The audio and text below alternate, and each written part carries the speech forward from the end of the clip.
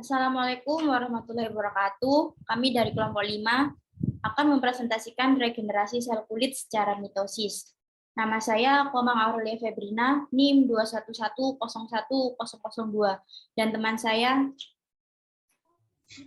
Nama saya Zakia Naura Arfa dengan NIM 211101026.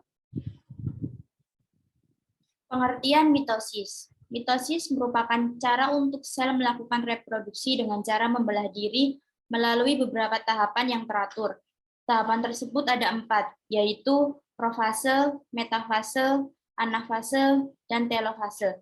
Pembelahan mitosis hanya terjadi pada sel eukariotik saja karena sel tersebut memiliki nukleus atau inti sel, membran inti sel, dan mitokondria. Mitosis memerlukan organel-organel tersebut dalam prosesnya. Proses pembelahan mitosis terjadi pada semua sel tubuh kecuali sel kelamin.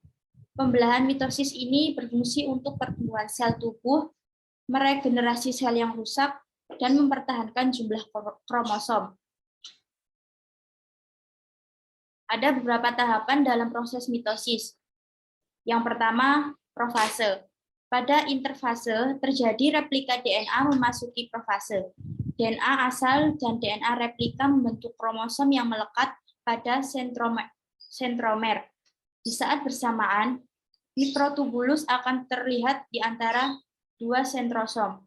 Mikrotubulus sendiri merupakan serat protein yang memanjang dari sentriol ke segala arah.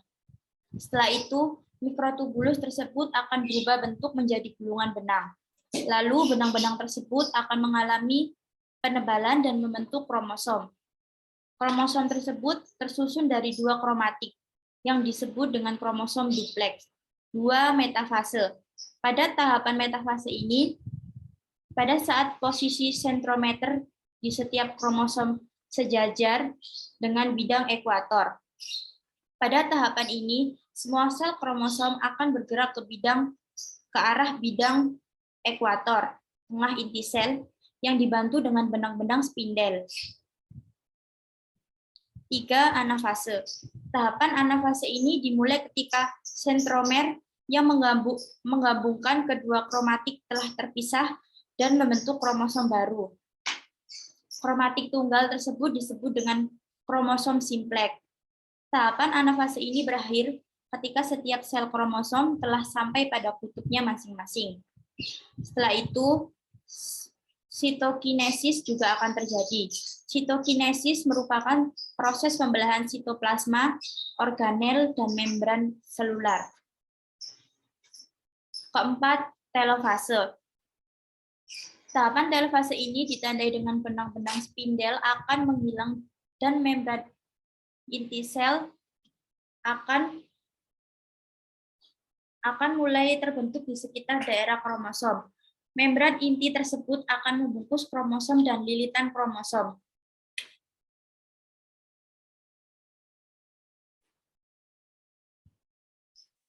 Setelah itu, tahapan telofase ini akan berakhir, biasanya diikuti oleh tahap sitokinesis,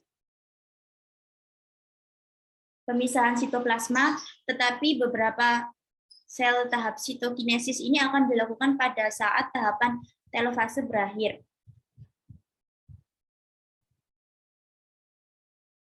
Pengertian regenerasi sel. Regenerasi sel merupakan proses dari pembentukan sel untuk menggantikan sel yang telah mati. Setiap saat, sel yang terdapat pada tubuh kita akan ada yang mati, dan pada saat itulah akan ada sel baru yang akan menggantikan sel yang telah mati. Sel kulit kita hanya bisa bertahan selama 28 hari semenjak tumbuh dari endodermis sampai mengelupas pada lapisan epidermis. Beberapa kandungan lain yang dibutuhkan untuk mendukung proses regenerasi sel kulit tua dengan sel kulit muda antara lain seperti vitamin yang komplit, enzim, hormon, asam amino, dan mikroelemen. Selanjutnya akan dibacakan oleh teman saya.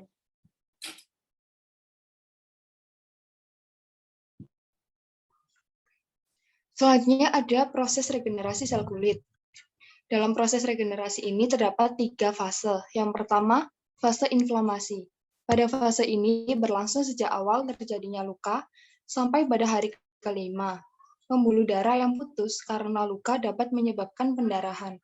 Otomatis tubuh akan berusaha untuk menghentikan pendarahan dengan cara vasokonstriksi. Yang kedua ada fase proliferasi. Disebut dengan fase fibroplasia karena dalam fase ini yang menonjol adalah proses proliferasi fibroblast. Fibroblast ini berasal dari sel mesenkim yang belum berdiferensiasikan dan menghasilkan mukopolisakarida, asam aminoglisin, dan prolin.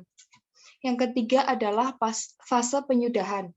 Pada fase ini terjadi pematangan yang terdiri dari penyerapan jaringan yang berlebihan, pengerutan yang sesuai dengan gaya gravitasi yang pada akhirnya jaringan kembali pada yang baru terbentuk. Fase ini membutuhkan waktu berbulan-bulan dan dapat dikatakan prosesnya telah selesai jika tidak ada tanda radang lagi. Lalu tubuh akan menormalkan kembali sesuatu yang abnormal akibat proses penyembuhan. Proses ini menghasilkan jaringan parut yang pucat, tipis, serta mudah digerakkan dari dasar. Selanjutnya adalah proses pembelahan sel dalam regenerasi kulit. Proses pembelahan sel terjadi di dalam sel dan memproduksi dirinya sendiri. Pada jenis organisme uniseluler, reproduksi sel akan membentuk kerutan yang mirip seperti induknya. Sedangkan pada jenis organisme multiseluler, reproduksi sel akan menyediakan bahan untuk tumbuh, berkembang, dan perbaikannya. Proses pembelahan sel somatik disebut dengan mitosis. Dalam proses pembelahan somatik pada organisme multiseluler adalah keturunan dari satu sel awal, yaitu zigot. Pada umumnya, untaian tipis kromatin akan tampak sebagai materi amorfus dan bergranula dalam inti sel yang diwarnai ketika tahap interfase sebelum dan sesudah fase S. Terdapat dua periode saat berlangsungnya aktivitas metabolik, pertumbuhan dan diferensiasi secara giat pada fase G1 dan G2. Selama fase G1 berlangsung, mempersiapkan sintesis DNA. Sedangkan pada fase G2, terjadi pertumbuhan dan pembesaran pada sel. Selanjutnya adalah kesimpulan. Proses pembelahan mitosis merupakan cara untuk sel melakukan reproduksi dengan cara membelah diri melalui beberapa tahapan yang teratur. Tahapan tersebut ada 4, yaitu profase, metafase, anafase, dan telofase. Seperti misalnya pada peristiwa regenerasi jaringan epidermis kulit. Pada proses regenerasi tersebut membutuhkan proses mitosis mulai dari fase G1, S, dan G2 yang memproses terjadinya regenerasi sel. Proses pembelahan sel somatik disebut dengan mitosis.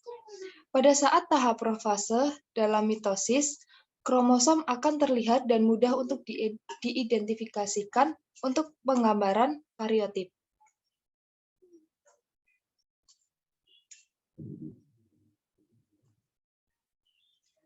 Sekian presentasi dari kelompok kami. Untuk kurang dan lebihnya mohon maaf. Kami sampaikan terima kasih.